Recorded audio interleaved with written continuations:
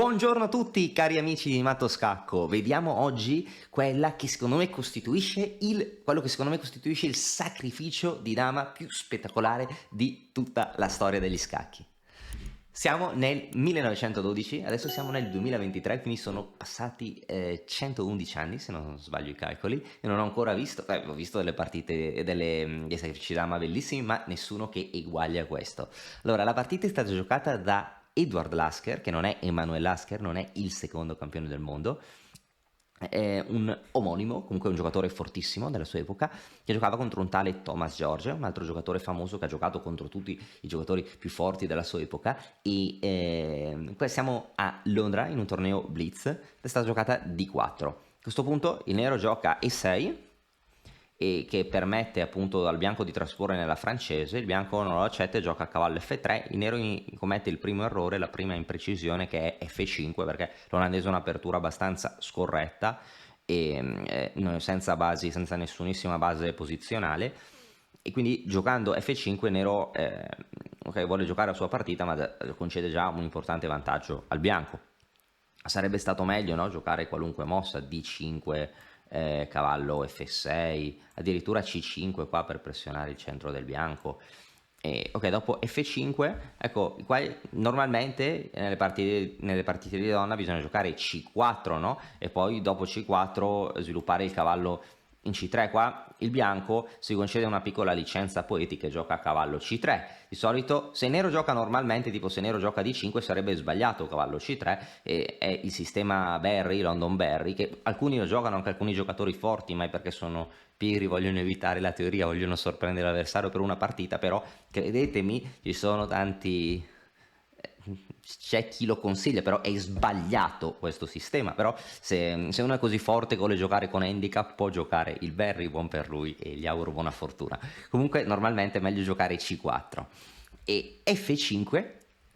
Invece permette al bianco, è così cattiva che poi il nero può vincere con F5, però permette al bianco anche una licenza poetica, cavallo C3 per occupare il centro. A questo punto cavallo F6 e il bianco qua gioca alfiere G5, inchiodando il cavallo. Il bianco vuole giocare 4. A questo punto il nero gioca alfiere E7 e il bianco sacrifica la coppia degli alfieri, gioca alfiere per F6. Sacrifica forse è improprio, rinuncia alla coppia degli alfieri, perché teoricamente i cavalli valgono 3, gli alfieri 3, però la coppia degli alfieri è quando 3 più 3 non fa 6 ma fa 6,3, 6,5. Non è l'algebra che noi conosciamo. La coppia degli alfieri a volte può dare un piccolo vantaggio. Il bianco la cede così, ma perché occupa il centro. Gli scacchi sono un gioco di concessioni, no? Io do qualcosa, ottengo qualcos'altro in cambio. Ok, qua abbiamo il centro. Il nero gioca F per E4, cavallo per E4. I cavalli del bianco sono forti. A questo punto il nero gioca B6, vuole giocare alfiere B7, possibilmente anche giocare cavallo C6, donna E7, arroccare lungo. Il bianco gioca cavallo E5, muove 2 volte lo stesso pezzo, ma un'altra licenza che ci concede l'olandese. Devo dire che in realtà cavallo E5 non è la mossa più precisa, alfiere D3 potrebbe essere meglio, su alfiere B7, C3, e il nero arroccare corto non è granché. Il nero dovrebbe provare a preparare l'arrocco lungo, ma il bianco va a stare meglio giocando donna E2, arrocco, B4, A4, eccetera, eccetera, eccetera, con vantaggio tra il leggero e il netto del bianco. Nel caso il bianco gioca cavallo E5, a questo punto donna H5 deve essere pericolosa, quindi nero arrocca. A questo punto alfiere D3, il bianco vuole poi giocare donna H5 per fare pressione su H7. A questo punto il nero gioca alfiere B7 e come il nero deve completare il suo sviluppo, e come abbiamo detto arriva donna H5. Donna H5 è fortissima. Ecco, a questo punto, dopo donna H5, c'è un attacco a raggi X contro H7, ovvero che se il nero continua lo sviluppo, fa qualunque mossa, noi giochiamo cavallo per F6 scoperta per poi prendere H7. Su donna per F6, donna per H7 è matto, il re non può scappare. Anche su G per F6, donna per H7, donna appoggiata dall'alfiere è scacco matto. Dopo torre per F6 avremo, non so se abbiamo matto, abbiamo un attacco terribile, presa, re H8, re 7, abbiamo già 2 pedoni in più, possiamo dare un doppio e forzare il guadagno della qualità, diamo qualità e 2 pedoni in più. Se il nero prende in D4 arrocchiamo lungo con attacco schiacciante, vinceremo con il pedone H, con la qualità in più è stravinta. Quindi qua abbiamo, con donna H5 abbiamo delle grandi minacce. Sembra qua che l'unica difesa sia alfiere per E5, dopo D per E5 l'idea è provare a frenare l'attacco di matto, magari con torre F5, ma il nero non trova questa continuazione, gioca donna e7. Donna e7 probabilmente è la mossa perdente. Allora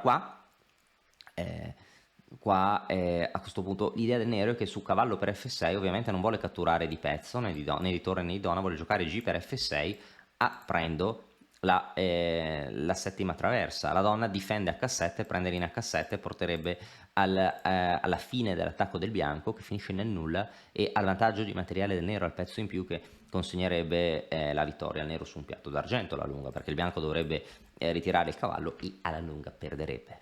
Quindi a questo punto il bianco, anziché rinunciare alla sua idea di giocare cavallo per f6, donna per h7, gioca un concetto che raccomando molto anche ai miei studenti, l'ho ripetuto un sacco di volte, anche oggi, il giorno in cui ho registrato questo video, ho insistito un paio di volte con un allievo su questo concetto. Sei alla ricerca di una scacchiera in legno professionale?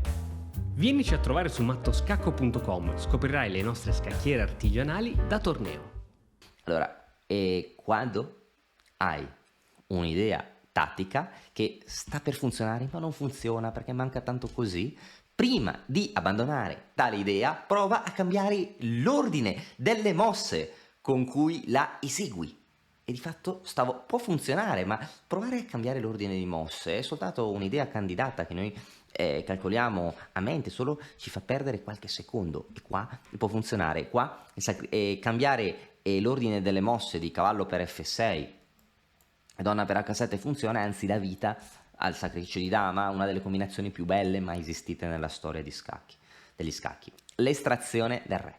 Donna per h7, 2 punti esclamativo, scacco ed escamento. Il re deve catturare h7, non può sfuggire in f7 per via del cavallo. Re per h7, cavallo per f6, scacco di scoperta e scacco doppio. Il re non può scappare in h8 per via di cavallo g6, triplo, ma non ce ne frega nulla perché è matto. Matto. I due cavalli collaborano per dare matto, il re in g7 non collabora e anzi contribuisce a imprigionare il re nero, la partita finisce istantaneamente.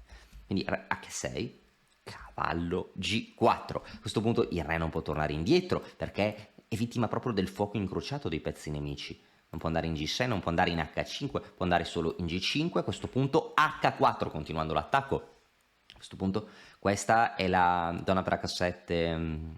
Donna per h7 è la prima mossa della combinazione, seconda mossa, terza mossa cavallo g4, quinta mossa h4. A questo punto il re, visto che i cavalli si difendono a vicenda, il re è sotto scacco, il re non può andare in h5, non può tornare in h6, non può tornare in g6 né in f5, il re può solo andare in f4, allorché segue g3, punto esclamativo, continua l'attacco, re f3. A questo punto continua alfiere 2, il re in terza traversa da g8, il re sta per andare adesso in G2 e poi in G1. Il re va in G2 unica, a questo punto torre H2, la torre è supportata dal cavallo, il re non può andare in alto, non può tornare in G3, non può tornare in F3, deve andare in basso. Ecco, a questo punto il bianco, partita così stravinta che può vincere con ben 2 mosse. Qua è solo una questione artistica, è solo una questione di come Edward Lasker vuole passare nel firmamento scacchistico. Ecco, qua Edward Lasker preferisce re di 2 che dà scacco matto, uno scacco matto dal corridoio in prima traversa, uno scacco matto della scaletta spettacolare. L'altra mossa che avrebbe vinto era Arrocco lungo, anche Arrocco lungo da scacco matto, però va bene. Edward Lasker può decidere, bellissimo, una partita davvero davvero affascinante, davvero vincente. Spero che vi sia piaciuta una combinazione di 8 mosse che porta il re nero in prima traversa. Fantastico. Ci vediamo presto con altre partite, altri sacrifici e altre idee. Ecco, qua in questo caso il sacrificio diciamo che implicava un calcolo in profondità. Questo è il calcolo in profondità, 8 mosse in avanti. Bisogna allenare la tattica e arrivare a calcolare queste combinazioni. Alla prossima!